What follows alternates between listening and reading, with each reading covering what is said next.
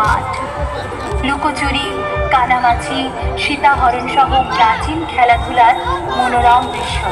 পরিদর্শন করুন গ্রামের পাঠশালা, তালপাতা, হোগলা পাতা বা খড়ের ছাউনিযুক্ত ছিটে বেড়া সমৃদ্ধ পাঠশালা। গুরু বসতেন তার চারপাশে, শিশুরা পাঠে মন দিত। আবার কোথাও খোলা আকাশের নিচে, বৃক্ষের নিচে পড়াশুনো চলত। এরপর দেখুন নৌকার বিচরণ। গ্রামে স্থলপথের চেয়ে জলপথ বেশি ব্যবহার করা হতো। প্রায় প্রত্যেক বাড়িতে ডিঙি বা নৌকা থাকত। পুকুরের মাছ ধরার জন্য ডিঙি বা ভেলা ব্যবহার করা হতো।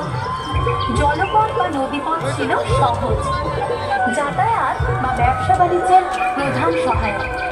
কারণ নৌকার প্রাচুর্য ছিল প্রাচীন বাংলায়। এরপর বলি গ্রামের চায়ের দোকানের কথা, যেখানে গ্রামের মানুষ এক জায়গায় জড়ো হয়ে চা খেতেন, সেই সঙ্গে সঙ্গে